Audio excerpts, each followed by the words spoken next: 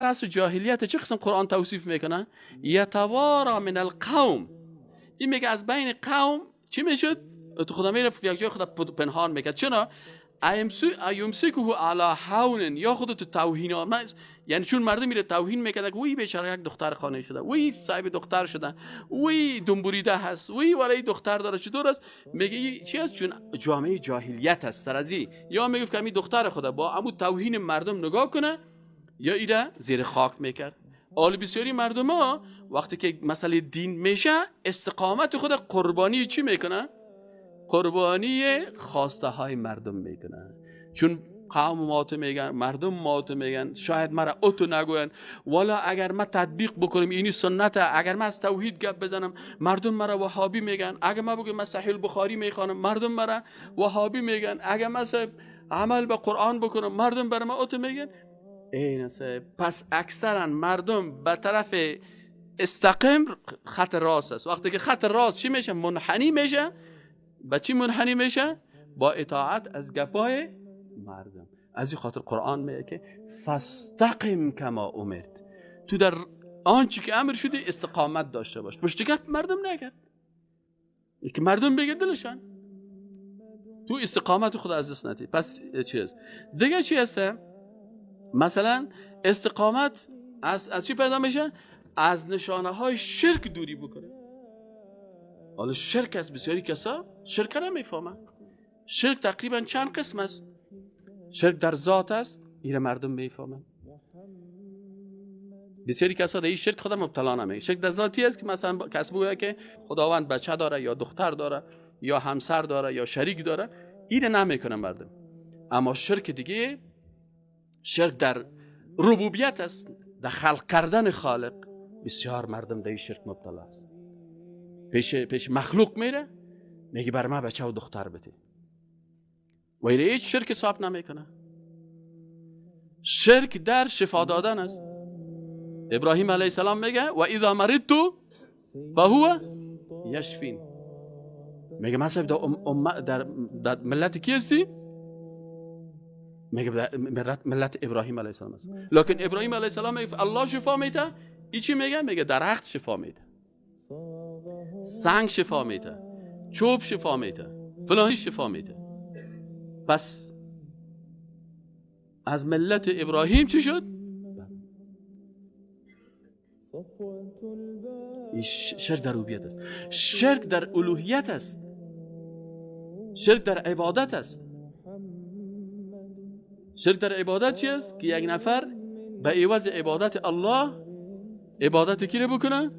مخلوق بکنه. سجده به مخلوق بکنه، نمیکنن. انحنا و رکوع بر مخلوق بکنه، نمیکنه. نظر بر مخلوق بکنه، نمیکنه. نظر عبادت است. انجام عبادت برای مخلوق شریک کردن در عبادت خالق است. این مخلوق شریک کرد، یا در نظر شریک می، در ذبح، زیر پای مخلوق ذبح نمیکنن، زیر پای عروس مرغ نمیکشن. شرک در عبادت است. ذبح کردن در مقابل کسی عبادت است برای زمون کس. مبتلا هست لکن نمیفهم. شرک در حاکمیت است. اول بسیاری کسا را پرسان که بگو شرک حاکمیت بر من تعریف کو، نمیفهمه. فرعون نمیگفت مردم بیا بر من سجده کو، نمیگفت که بیا بر من رکوع بکو. اونا شرک در حاکمیت داشتن. قانون ضد شریعت الله را میگفت تطبیق بکن. فرعون چرا طاغوت است؟ به خاطر که فرعون میگفت انا ربکم الاعلی، میگفت من خدایتان هستم، پروردگارتان هستم. چی میخواست فرعون؟ میگفت قانون الله را تطبیق نکنین، آنچه که من حکم میکنم امر مرا تطبیق بکنین. ولی بسیار مردم هستن که اور در اروپا و در امریکا میرن و در حاکمیت الله غیر الله را داخل کرده، اما شرک در حاکمیت نمیفهمن. میگه مثلا مسلمان هستم، نماز میخوانم، روزه میگیرم، حج میرم، زکات میدم، اما قانون کی رو تطبیق میکنم؟ قانون مخلوق تطبیق. از این خاطر کشورهای غربی میگه تنها در حاکمیت غرض نگیر، حکومت به دست ما باشه، حاکمیت از مخلوق باشه. باز زیر حاکمیت مخلوق باز برو حج، باز اگر روزه گرفتی خود جورج بوش برات افطاری میده. در بسیاری کشورها سفیر امریکا و سفیر کشورهای اروپایی چی میکنن؟ افطاریه برات میدن. اما اگر از حاکمیت الله گپ زدی در دانت کت مرمی میزنن. میگن نه، ایخو الله گفته که این الحکم الا لله. من میگم نه، حکم به الله نباشه. حکم برای کی باشه؟ غیر الله باشه. پس بسیاری کسا در حاکمیت مشرک هستند اما نمیفهمن.